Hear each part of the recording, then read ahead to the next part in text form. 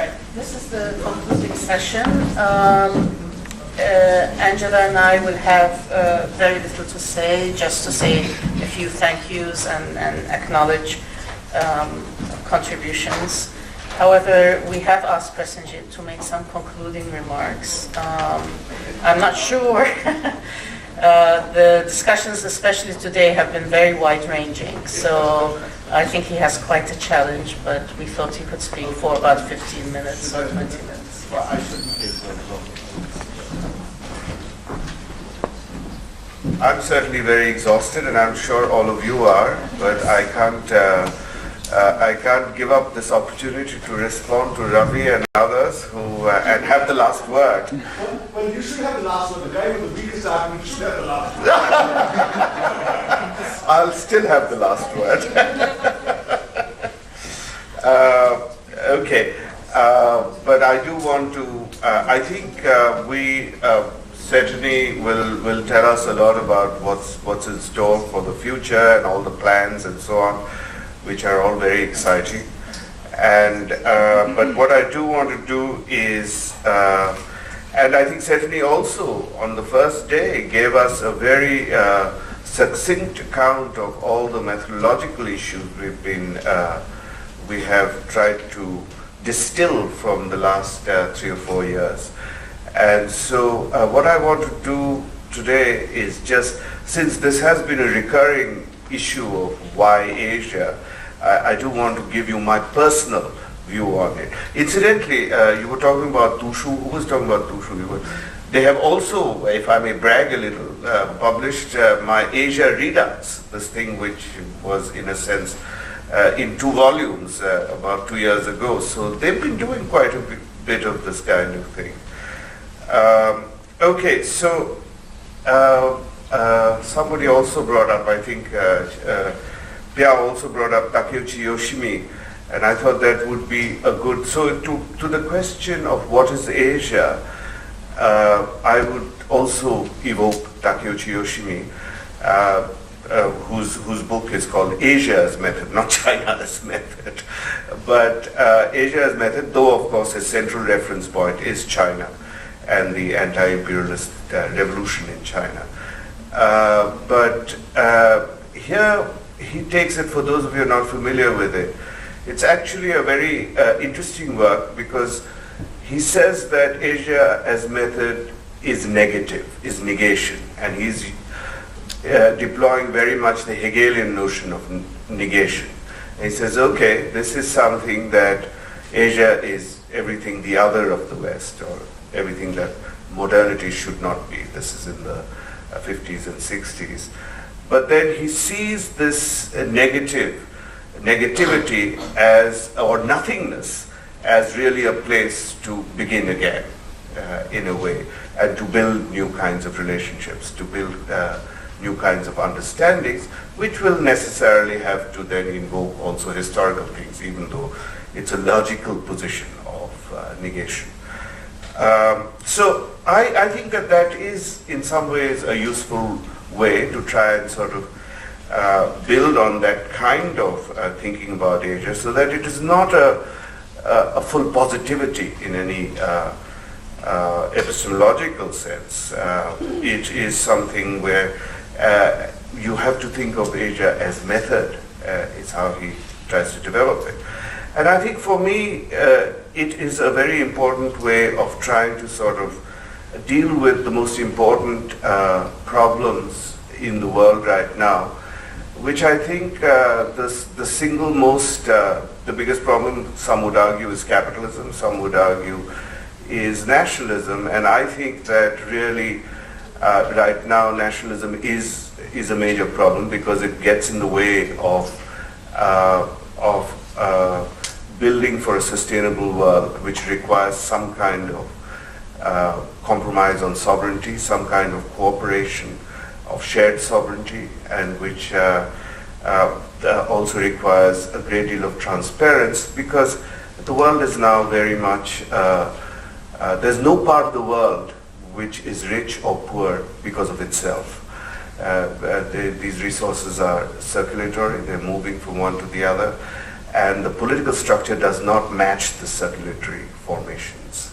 And we need to get out of the methodological nationalism. I certainly agree that we will go nowhere if we just sort of try to denounce nationalism full scale. You have to work with it.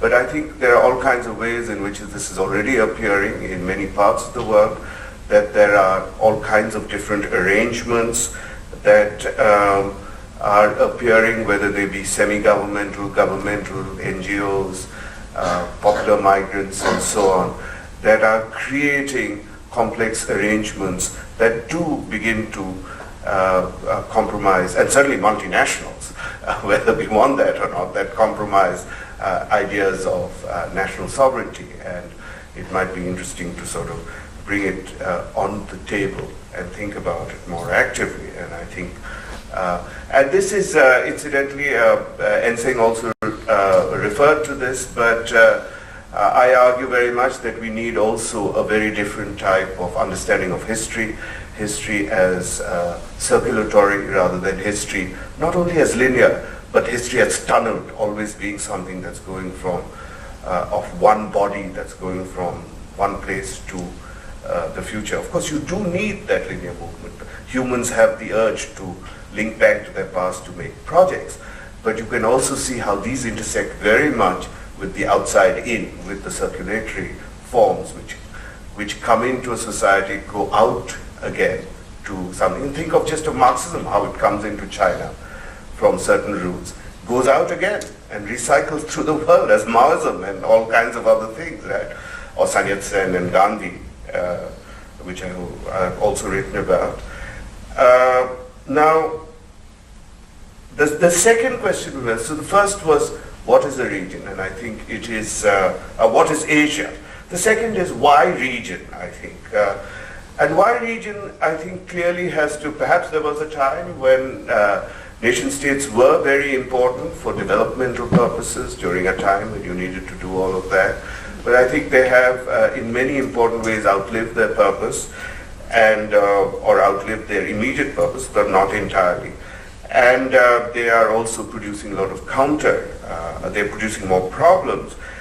And this is also this is of course happening because of these sort of globalization, the neoliberal globalization that has taken off and so on.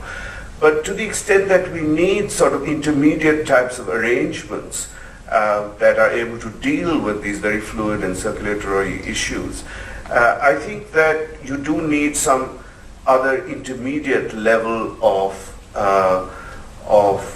organizational activity and institutional activity to mediate between the global and the national or the local.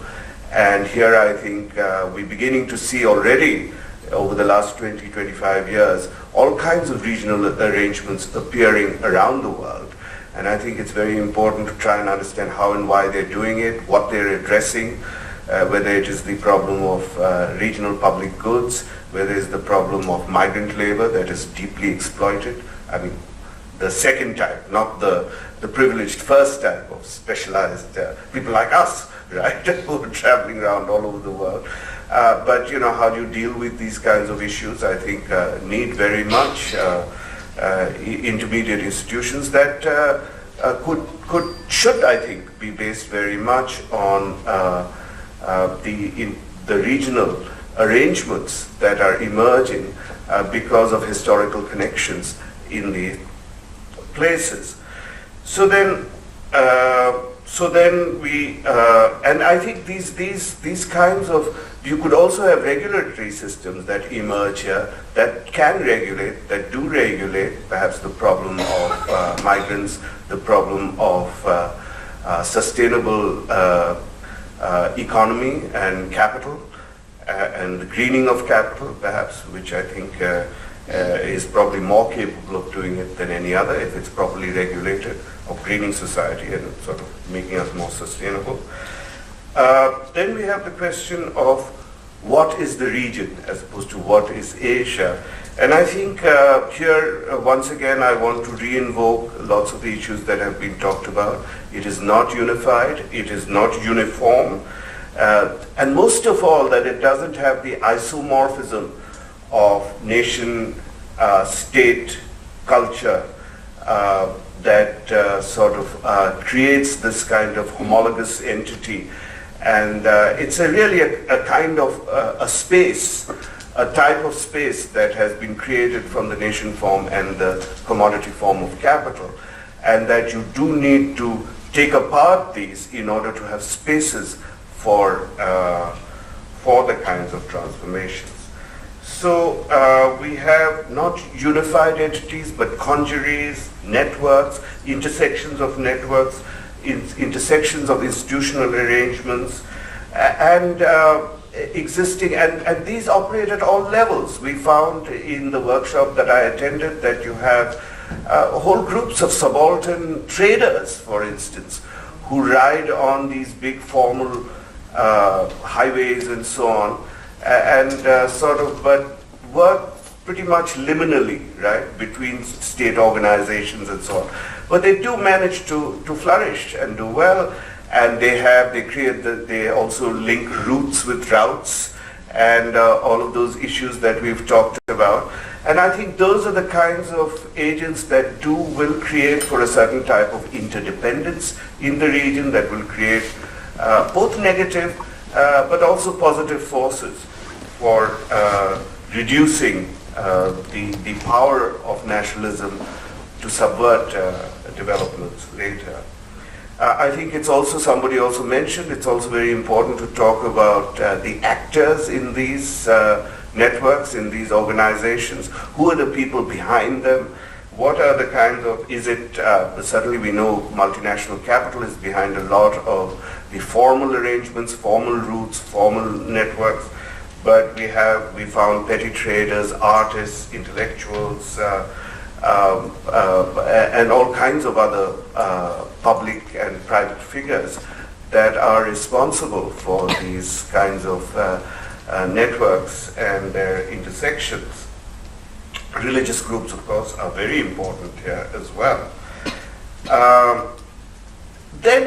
But we also have a political issue, I think, that will automatically and necessarily crop up, which is the moment you are creating these kinds of connections, interconnecting a region or something into something like a region, you are going to have political forces that want to monopolize that image, right? That representation, the representation of Asia, the representation of the Orient, or whatever it is. And this is, of course, I know this all too well because a lot of my work has been on Japanese Pan-Asianism, which had all of these informal forces working for it, many positive ones, but was appropriated by the military. And we know what happened to that one. And so we know that there are also many vying groups, many contesting groups for this emergent idea of Asia once again. I mean, we don't even have to go in, as I said, with ASEAN now, it's been so successful in some ways, if not as actually an organizational aspect, in its organizational aspect, it's been very successful as a representation. And all these, they have ASEAN +3, +6, +8, plus God knows what. And you have APEC, you have other kinds of formations that everybody wants to get in, and people are also trying to define these culturally to create a certain kind of affect and value. So I think we have to, I think the first thing, and this is something Agua said earlier today, is that we have to realize that we must not confuse our idea of whatever Asianism is with that political representation of Asia. I understand that it could be very difficult to disentangle those two, but that should not be our method. That is not an analytic category. That is the object of our analysis, right? And we should also try to save that. And so, because right now it's a very fertile moment.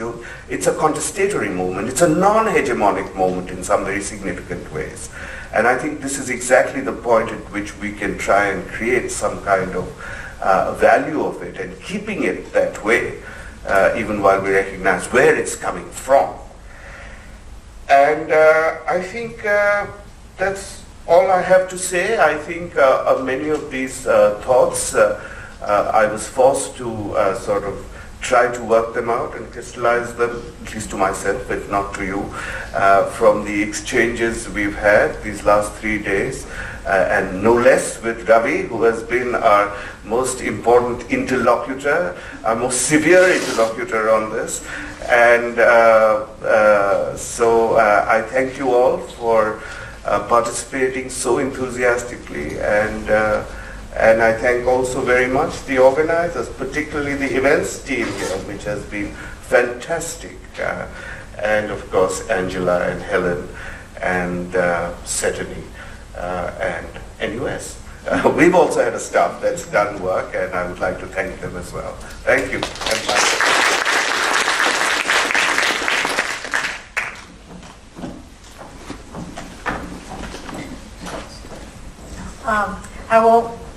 I won't talk for long because I know that everybody is tired, as I am. Thank you so much. I thank especially all the speakers of this afternoon, the plenary speakers, Professors Fleet, Professors Fleet, Hamashita, and Ang Sang, and Professor Wong, and Xiang Biao, and Helen. And not least the two speakers in the first plenary, Margaret Ng and Stephen Vines, who are not here today, but they gave us a fascinating plenary on the first day.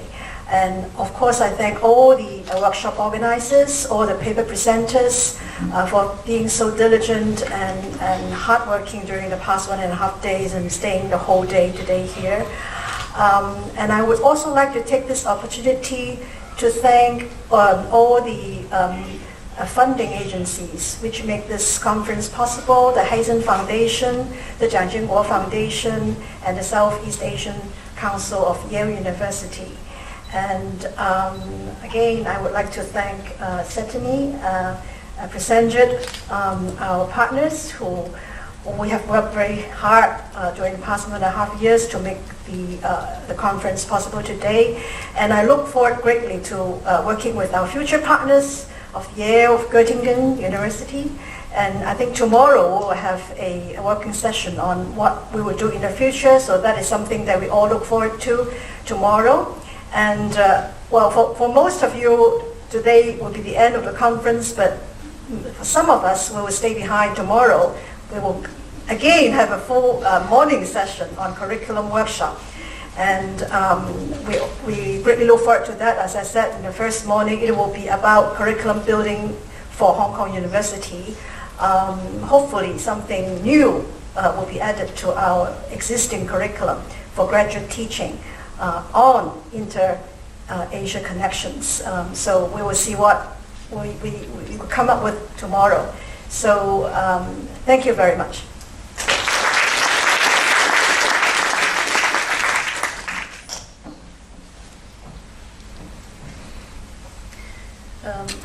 Okay, so I want to make one point, one announcement, and then end with thanks.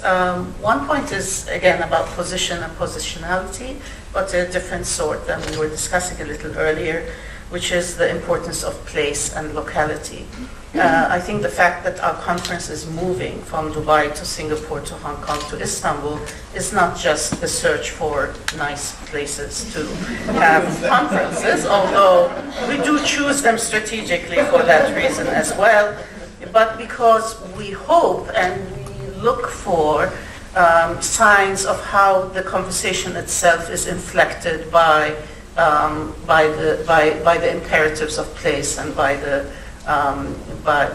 issues that are important in particular localities. And I've been very mindful and very interested in the way we started off the conference with this very dialogic presentation of Hong Kong through a sort of a back and forth between two of its prominent citizens, and today, ending with a panel on China, I think has been in a more traditional format perhaps, but a past and present constructed in a way, for example, which is quite different from the ways in which the places I'm familiar with or the discourses I'm familiar with would construct it. I mean, to have a span of 3,000 years and, presented to you in 20 minutes is not something that, every place in Asia can sort of replicate. So I think the ways in which place is inflected in our conversation and our continuing conversation is very important, and I look forward to seeing how in Turkey, these issues would be presented to us, as well as how we would present ourselves to our colleagues in Turkey. So that's just a note on that. We've had already a small organizational meeting, although our main meeting will be tomorrow.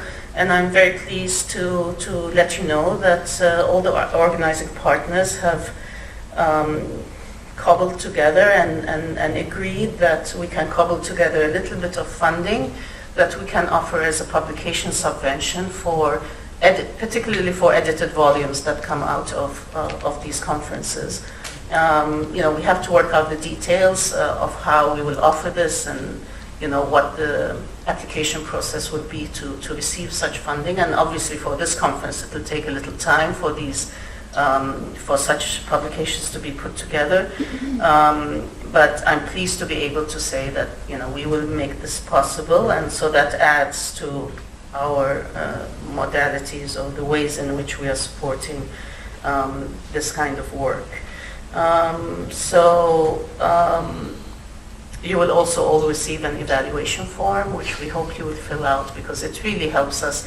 I mean, the way we've organized this conference has had, there's been significant differences in the way we organized it this time than the time we organized it in Singapore, and a lot of that is due to the feedback that we get from you. And so please do send us your opinions, your ideas, your criticisms, your comments. They're all welcome, they're all read, they're all listened to.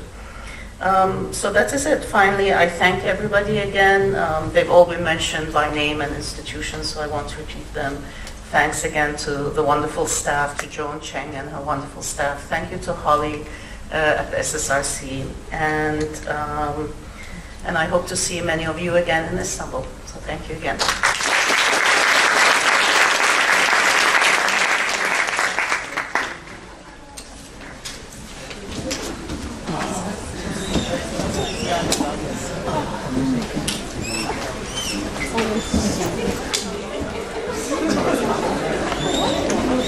Thank you.